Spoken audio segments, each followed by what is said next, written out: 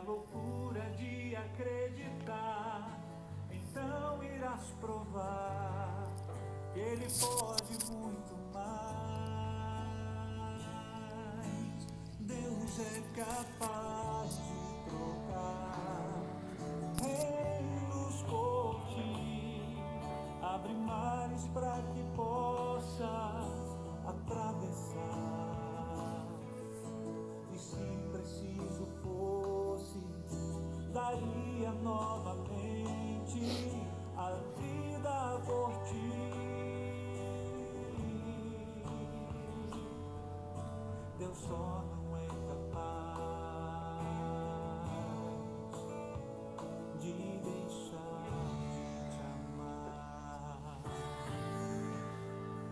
É preciso crer e se entregar sem medo. Bom dia, bom dia! Vamos chegando. Sejam todos bem-vindos à nossa catequese do sábado de manhã. Hoje é o terceiro encontro sobre Atos dos Apóstolos. E a ideia hoje é conversarmos sobre Paulo Apóstolo. Então sejam todos muito bem-vindos ao nosso encontro. Então, o pessoal está chegando aqui, deixa eu acolher. A Cris, Cris Bedin, obrigado pela presença. A Cheirinho, Andréia Cheirinho, obrigado pela presença. Marina Monteiro, obrigado Marina por estar aqui conosco. Diácono Amazonas, seja bem-vindo.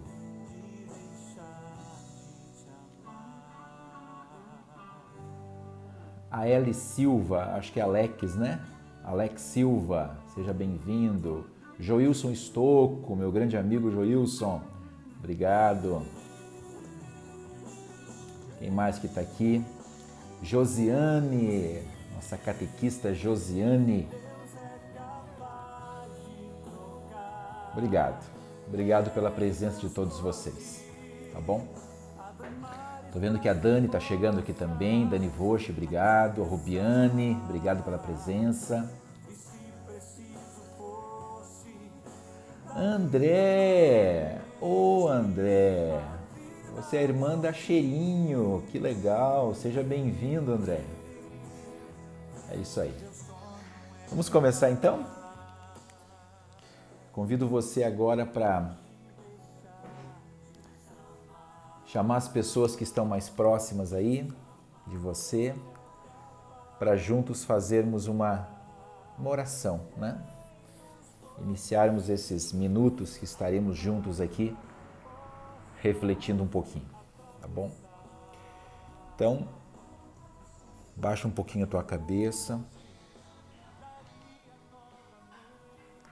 Se você puder, fechar os olhos, se reservar um pouquinho. Iniciemos em nome do Pai, do Filho e do Espírito Santo. Amém.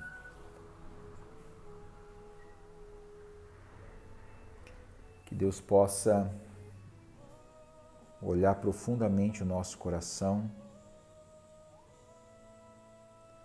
entender exatamente o que estamos sentindo, os nossos anseios, as nossas preocupações.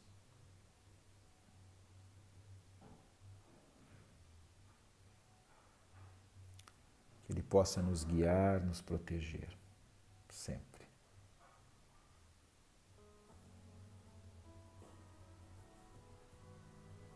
Rezemos juntos. Pai nosso que estais nos céus, santificado seja o vosso nome, venha a nós o vosso reino, seja feita a vossa vontade, assim na terra como no céu. O pão nosso de cada dia nos dai hoje, perdoai as nossas ofensas, assim como nós perdoamos a quem nos tem ofendido, e não nos deixeis cair em tentação, mas livrai-nos do mal.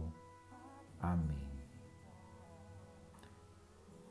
Estaremos reunidos em nome do Pai, do Filho e do Espírito Santo. Amém. Amém. Amém. Isso aí.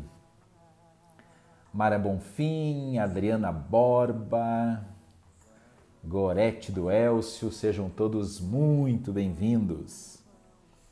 Pessoal, vamos lá. Semana passada, nós estudamos a vida de Pedro, com base nos relatos do livro de Atos dos Apóstolos. Pedro foi o primeiro evangelizador, né? Chefe, líder dos apóstolos. Então, com toda a sua limitação, ele começou muito forte a proliferação do cristianismo. Em um determinado momento da caminhada, Paulo assume também a função de evangelizador. Só que a história não é tão simples assim.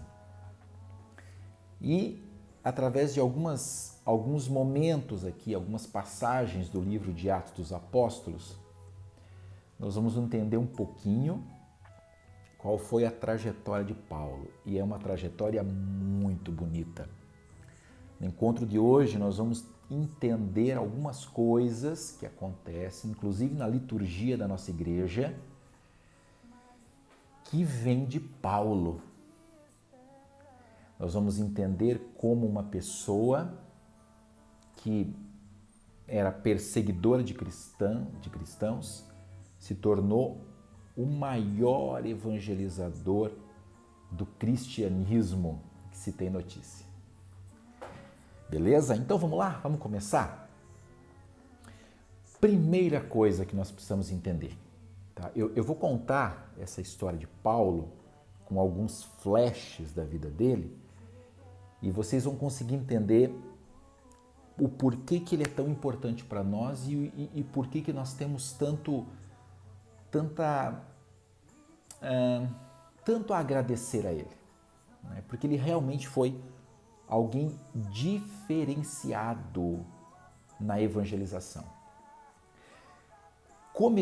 Nós vamos começar entendendo que o nome de Paulo não é Paulo. O nome de Paulo, na verdade, é Saulo. Saulo era um homem que morava na cidade de Tarso, por isso que a gente fala Saulo de Tarso ou Paulo de Tarso. Então, Saulo morava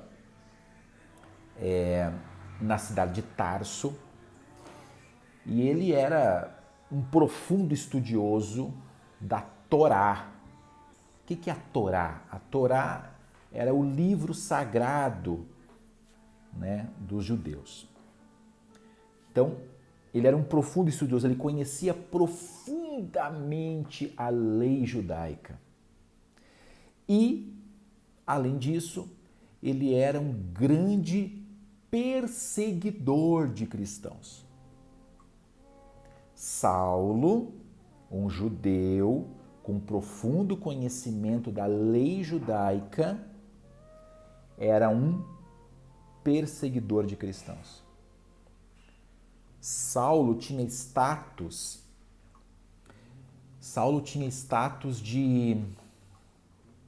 de mestre, de professor, de profundo conhecedor da lei. E ele perseguia cristãos porque ele entendia que os cristãos estavam levando o nome de Jesus de forma equivocada. Paulo entendia que Jesus não era o Filho de Deus, que Jesus era um impostor, que Jesus era um charlatão. Saulo entendia que levar a mensagem de Jesus era destruir tudo aquilo que ele demorou anos para estudar. Então, Saulo começa como perseguidor de cristãos. E aí, vou te convidar, já devia ter feito isso no início, esqueci, mas está valendo. Busquem, se vocês puderem, tiver prático e fácil, a Bíblia de vocês. Se vocês tiverem em mãos, é mais fácil, né? Se vocês não tiverem, tá tudo bem, acompanha comigo aqui. Nós vamos pegar alguns trechos do livro de Atos dos Apóstolos para vocês entenderem a trajetória desse homem. Começa lá, a primeira parte que eu selecionei aqui está no capítulo 9, versículo 1. Tá? Capítulo 9, versículo 1. Olha o que diz ali, diz assim: Saulo, veja que não é Paulo, é Saulo, ele se chamava assim, respirava ameaça e matança contra os discípulos do Senhor. Respirava ameaça e matança. Ele não só perseguia os cristãos, ele não só era uma ameaça aos cristãos, mas ele era um assassino de cristãos. Estevão, o primeiro mártir cristão que nós conhecemos, foi morto por aqueles que seguiam Saulo. E Saulo, diante do momento ali em que eles iam matar Estevão, presenciou o fato, olhou e consentiu. É como se ele dissesse assim para as pessoas que estavam ali, ele era influenciador, né, daquelas pessoas, é como se ele dissesse assim: pode matar. Então ele perseguia e matava cristãos. Essa era a realidade de Saulo. Até que, capítulo 9, tudo Atos dos Apóstolos, tá, gente? Capítulo 9, versículo 3. Do capítulo 9, do versículo 3 até anotei aqui, ó, até o 19, capítulo 9, do 3 ao 19, nós podemos acompanhar a história da conversão. Eu não vou ler aqui porque é um trecho grande, então eu vou explicar em rápidas palavras. Saulo era perseguidor de cristãos e num determinado momento ele ficou sabendo que os cristãos estavam em Damasco. Damasco era uma cidade próxima da onde ele estava e lá eles iriam proliferar o cristianismo. Saulo pensou: eu não posso deixar que isso aconteça. Sim, ele era perseguidor de cristãos. Eu vou lá. E lá em Damasco eu vou acabar com essa raça. É mais ou menos essa a ideia. Ele sobe num cavalo e vai em direção a Damasco. No meio do caminho, uma luz muito forte, vem até ele a ponto dele ficar cego. E ele literalmente cai do cavalo. Cai do cavalo, cego, e ele ouve uma voz que fala: Saulo, Saulo. Ele se assusta com aquela luz, né? Quem és tu? Quem é você que conversa comigo? E daí a voz fala: eu sou Jesus, a quem você persegue. E orienta ele. Algumas pessoas vão levar você até a casa de Ananias. E lá você vai entender o que eu preciso de você. Então ele pediu para as pessoas que estavam próximas para que levassem ele até Ananias, ele estava cego, entrou dentro da casa de Ananias, Ananias cura ele, coloca a mão sobre o olho dele e ele enxerga, ele passa a enxergar. E daquele momento em diante ele começa a entrar numa profunda reflexão. Por que eu estou perseguindo?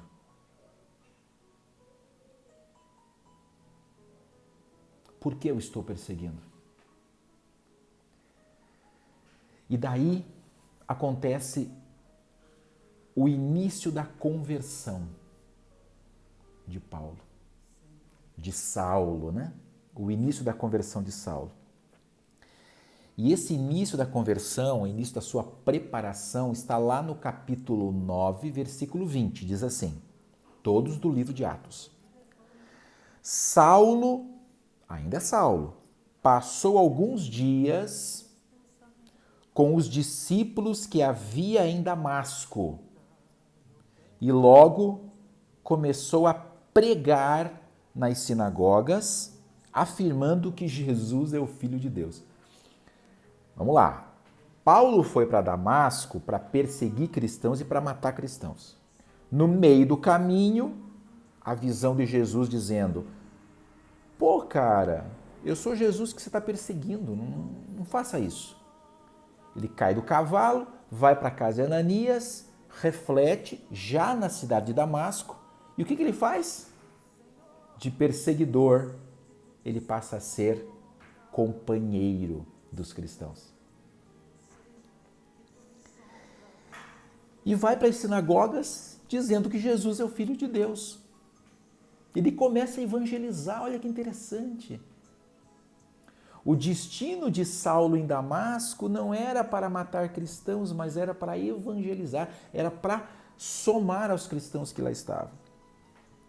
Os ouvintes eram aquelas pessoas que estavam nas sinagogas ouvindo Paulo dizer que Jesus é o Filho de Deus. Então, os ouvintes ficavam perplexos e comentavam: não é este o homem que em Jerusalém perseguia com violência os que invocavam o nome de Jesus? Então Saulo está lá. Imagine o cara que sempre foi perseguidor de cristãos, de repente ele aparece numa sinagoga, todo mundo fica espantado, né? Meu Deus, esse cara vai nos matar. Esse cara é perseguidor de cristãos, o que ele está fazendo aqui? De repente Paulo começa o discurso: Jesus é Filho de Deus. Todo mundo, peraí, mas não é esse o cara? Como que pode? O que aconteceu com ele? Todo mundo ficava perplexo. Ninguém entendia. E aí é que começou um grande problema na vida de Saulo. Ganhar confiança entre os cristãos. Como que um perseguidor de cristãos que matava pessoas pode ser aceito no meio deles para ajudar na evangelização? Como que eu trago um assassino para dentro da minha casa? Imagino o sentimento, né? Como que eu trago um assassino para dentro da minha casa? E aí começaram a ser alguns conflitos. Mas Saulo sempre muito firme no seu propósito, porque era um propósito que o próprio Jesus disse a ele: por que você me persegue? Continuando, no versículo 26, olha o que acontece. Saulo está em Damasco e o que acontece? Ele vai para Jerusalém. Saulo, versículo 26, Saulo chegou a Jerusalém e procurava juntar seus discípulos, mas todos tinham medo dele, pois não acreditavam que ele fosse um novo discípulo. Claro, o assassino está entre nós. E aí começa um movimento muito grande da parte de Saulo, que é o de buscar ser aceito. Veja o tamanho da resistência. Mas ele não desistiu. E ele foi ganhando aos poucos a confiança dos outros discípulos. Lá no capítulo 13, vou jogar um pouquinho para frente aqui, ó, capítulo 13, versículo 1, mostra qual foi a missão que os apóstolos deram para Saulo. Versículo 1. Na igreja que estava em Antioquia, havia profetas e mestres. Profetas e mestres. E começa a dizer o nome deles. Barnabé, Simeão, Lúcio de Cirene, Manaém e Saulo. Saulo, nesse momento, ele já era considerado como um mestre. não mais mestre somente da Torá, né, do livro sagrado deles, mas um mestre que levava também a palavra de Jesus. No versículo 4, enviados pelo Espírito Santo, Barnabé e Saulo desceram a Seleucia e daí navegaram para Chipre. Então, naquele momento, eles vão para Chipre. E é lá em Chipre que ele deixa a identidade de Saulo. Ele chegou à conclusão que aquele nome Saulo não lhe pertencia mais. Porque as pessoas o identificavam como um perseguidor de cristãos. Então, lá em Chipre, ele decide: não serei mais chamado de Saulo. Passem a me chamar de Paulo. Foi lá em Chipre. E daquele momento em diante, ele passou a ser chamado de Paulo de Tarso e não mais de Saulo. O perseguidor de cristãos, com toda a sua identidade, né, maldosa e assassina, ficou para trás. É um novo homem que está aqui. E para ele a mudança de nome era muito importante, foi o que aconteceu. Ele passou a ser chamado de Paulo, foi lá em Chipre. Muito bem.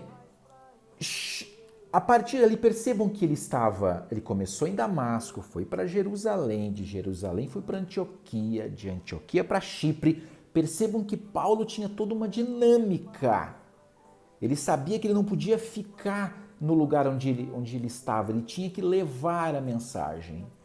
Então, naquele momento, ele começa a levar o cristianismo para todos os lugares onde ele ia. Sem medo. Sem medo. E normalmente tinham pessoas que o acompanhavam.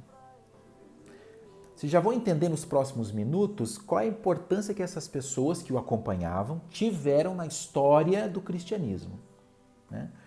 Mas existiam muitas pessoas que o acompanhavam nessa trajetória. Só que toda vez que ele saía para evangelizar, é como Pedro, né? A gente estudou semana passada Pedro e por várias vezes a gente percebeu que Pedro vivia apanhando, vivia sendo preso e não desistia. Com Paulo não poderia ser diferente. Olha só o que acontece no capítulo 16, deixa eu jogar para frente aqui, capítulo 16, versículo 22, capítulo 16, 22. Só para vocês entenderem o que acontecia nessas viagens. A multidão, gente, não eram poucas pessoas.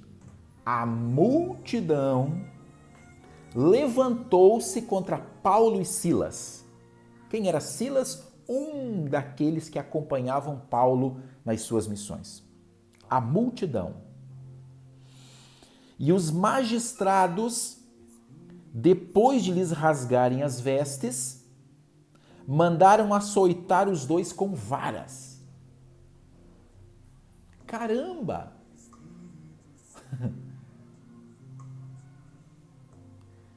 Depois de lhe rasgarem as vestes, apanharam de vara. Depois de açoitá-los bastante, então apanharam pra caramba, lançaram-nos na prisão e ordenaram ao carcereiro que os guardasse com toda a segurança. Depois de apanhar um monte, foi preso ainda. Ao receber essa ordem, o carcereiro levou-os para o fundo da prisão e prendeu os pés deles no tronco. Olha a situação. Rasgaram as vestes,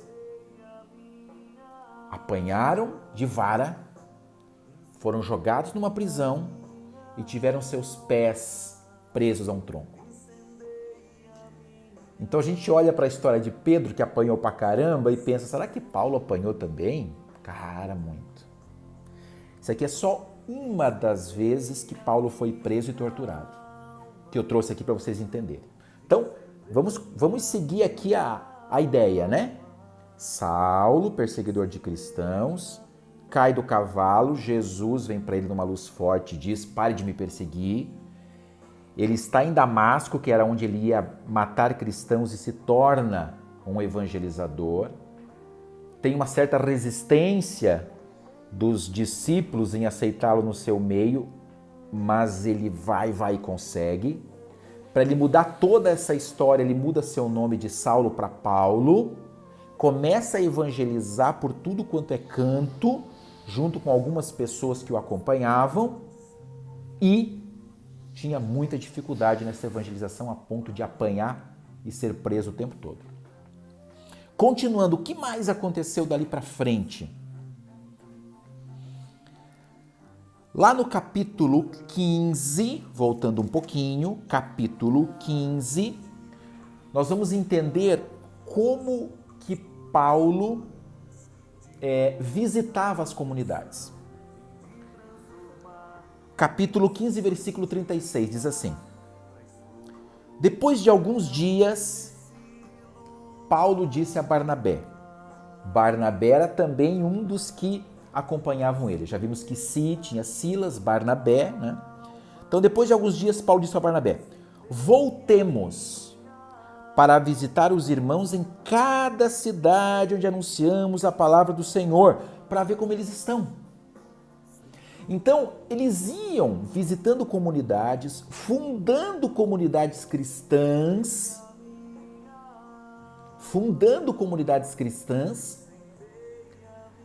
Então eles ficavam um pouco naquela comunidade e já iam para outra. Ficavam mais um pouco naquela comunidade e iam para outra. E daí chegou um momento em que Paulo falou para Barnabé: nós temos que voltar lá para ver como é que eles estão. E eles voltavam.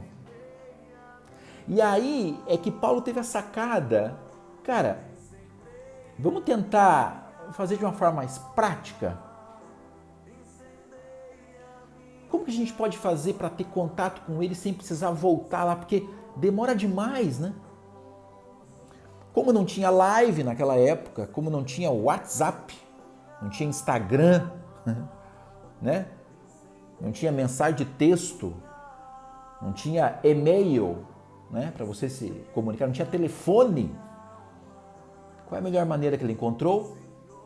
Escrevendo cartas para as comunidades. Então, nesse momento em que ele fala: voltemos lá para ver como eles estão, eles voltaram. Mas eu percebi que ia demorar demais, vamos escrever cartas. E a maioria das cartas eram escritas quando Paulo estava preso. Na prisão, Paulo escrevia e mandava para as comunidades. Então, quando a gente vê lá, por exemplo, na nossa liturgia, né? Veja como Paulo é tão importante na liturgia da igreja. Quando nós vemos na nossa liturgia de domingo, né, dos finais de semana, sábado à noite, domingos, nós temos sempre a segunda leitura. E percebam que a segunda leitura normalmente é uma carta de Paulo. Primeira carta de Paulo aos Coríntios. Primeira carta de Paulo aos Tessalonicenses. Segunda carta de Paulo, e assim vai. São cartas que ele escreveu, né, para as comunidades onde ele fundava, né? Pessoal, tá tocando o telefone aqui, vocês estão vendo, né? Aguenta aí, não vão embora, 5 segundos.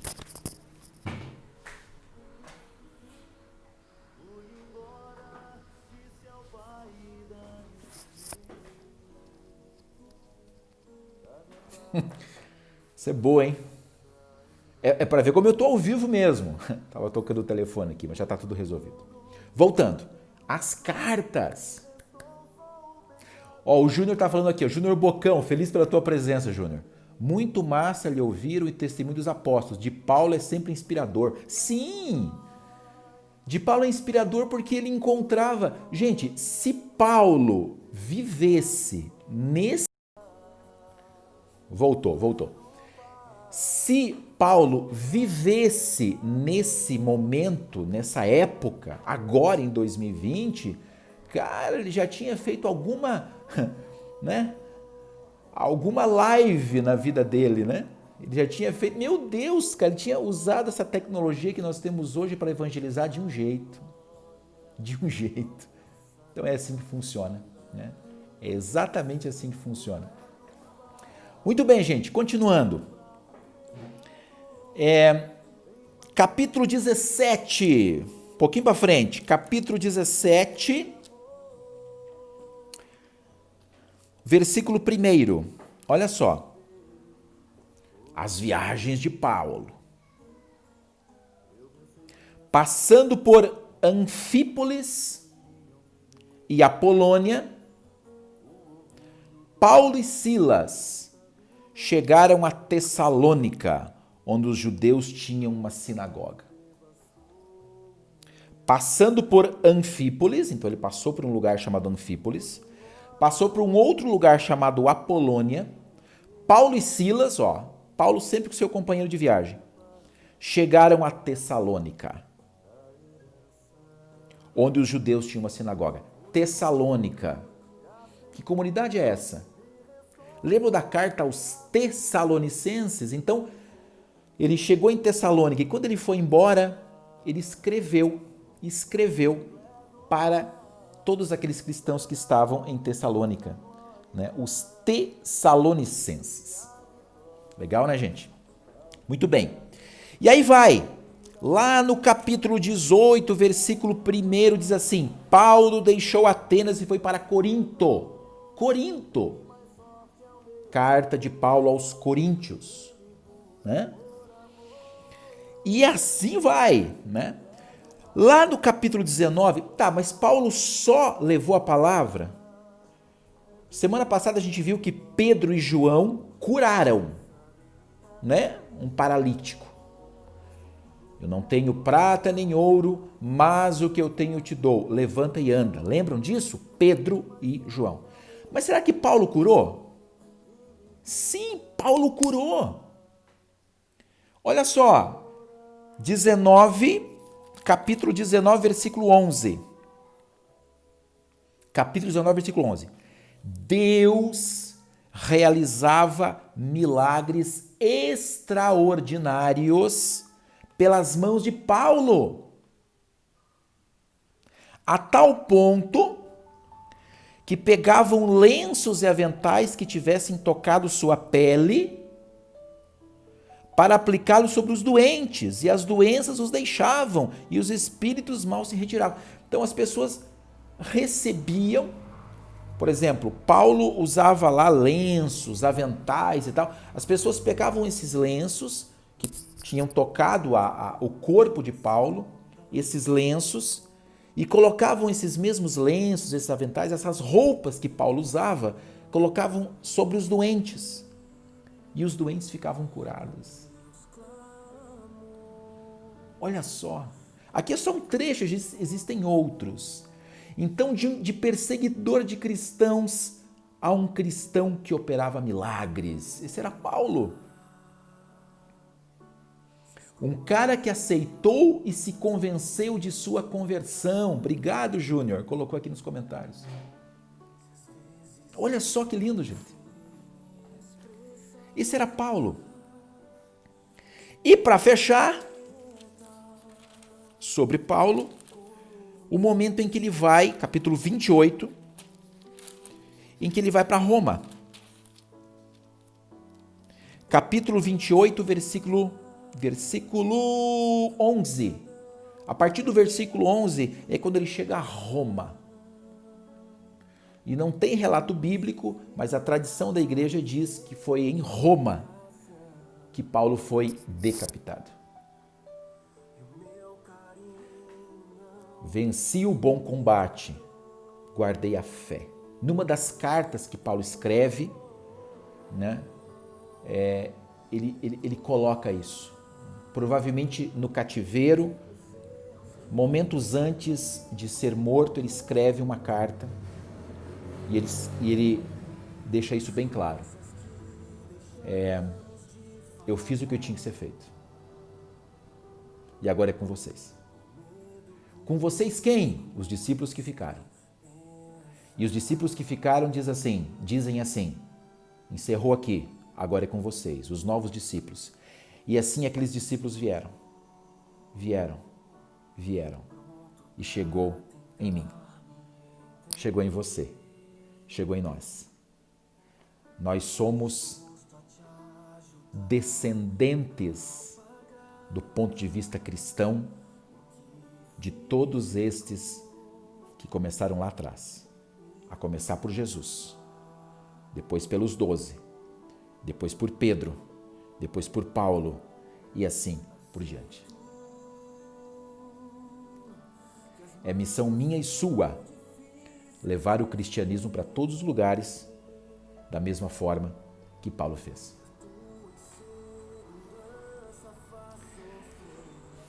Para encerrar de verdade, deixa eu ver aqui, 37 já. Para encerrar de verdade, só para vocês terem uma ideia. Lembra que eu falei muito ao longo do estudo aqui dos companheiros de viagem de Paulo? Silas, Timóteo e tudo mais. Quando Paulo começa a escrever suas cartas, ele escreve para as comunidades que ele visitou. Então ele visitou e depois ele escrevia as cartas, né? E sempre quando ele ia visitar as comunidades, normalmente tinha um amigo junto. Então quer ver? Deixa eu pegar aqui, por exemplo, pegar rapidinho aqui, o início da carta aos Coríntios. No início da carta aos Coríntios, ele começa assim, veja, é o início de uma carta. Então ele fala assim, Paulo, chamado a ser apóstolo do Cristo Jesus por vontade de Deus, e o irmão Sóstenes escrevem esta carta à igreja de Deus que está em Corinto. Ele, Paulo e Sóstenes. Quem que é Sóstenes? Companheiro de viagem. Foi o cara que foi com ele para Corinto. Depois, quando ele volta para Corinto pela segunda vez, ele escreve a segunda carta. E aí já não é mais ele, o amigo, o Sóstenes, e sim Timóteo. Paulo, apóstolo de Jesus Cristo, por amor de Deus, e o irmão Timóteo escrevem essa carta à comunidade que está em Corinto. Legal, né? E por aí vai, gente. E por aí vai. Todas as cartas, ou a grande maioria das cartas dele, sempre começam com uma saudação e ele colocando quem está junto dele. Carta aos Filipenses. Começa assim: Paulo e Timóteo, servos de Cristo Jesus. Paulo reconhecendo o amigo que foi junto, né? E ele não escreveu só para as comunidades, ele escreveu para os amigos também, os amigos de viagem, né? Ele escreve para Timóteo, primeira carta a Timóteo. Ele começa assim: Paulo, apóstolo de Cristo, ao irmão Timóteo, meu filho legítimo na fé, graça, misericórdia, paz da parte de Deus, nosso Senhor. Então a história de Paulo é muito linda. É muito linda. Sugiro, leiam Atos dos Apóstolos e depois comecem a ler as cartas imaginando exatamente isso. Paulo está escrevendo para uma comunidade que ele fundou. Paulo está escrevendo para um amigo que acompanhou em suas viagens. Ele escreve a Timóteo, ele escreve a Tito, né? Ele escreve a muita gente, amigos de viagem, ou amigos que ele conheceu nas viagens e que ele precisava levar força. Quando Paulo escreve para as comunidades, quando Paulo escreve para seus amigos, ele quer dar força. Paulo apóstolo, nosso inspirador. Júnior fala assim, que possamos ter uma fé transformadora e comprometida como a de Paulo. Exatamente. Gente, muito obrigado pela presença de vocês que ficaram até agora aqui na nossa catequese, né? Esse foi o encerramento do assunto de Atos dos Apóstolos, né? Então é o terceiro encontro. Se vocês não assistiram os outros dois, está aqui no Instagram, procura aqui dentro do Instagram do Wellington Catequista, está aqui, né? O primeiro encontro, o segundo que foi semana passada e o terceiro que encerra hoje, né? E quando que a gente volta A gente volta na semana da leitura orante. Então, encerramos as catequeses por enquanto. Depois do dia 15 de novembro, a gente vai voltar com a semana da leitura orante, uma semana inteira de estudos, de reflexões de 15 minutos toda noite, de segunda a sexta, das 9h30 às 9h45. Na semana seguinte é o dia 15. Me acompanha no Instagram aqui que eu coloco. E daí a gente vai se encontrar segunda, terça, quarta, quinta e sexta, 9h30 da noite, por 15 minutos. Por 15 minutos. E a gente vai estudar, vai refletir algumas coisas bem legais aqui. Vamos rezar juntos. Tá bom, pessoal? Obrigado pela presença de cada um de vocês. Muito obrigado. Fiquem com Deus. Um ótimo restante de sábado e um bom domingo a todos. Nos vemos na semana da leitura orante, na semana seguinte ao dia 15 de novembro. Me acompanhe aqui que eu aviso vocês, tá bom? Fiquem com Deus. Obrigado e até mais.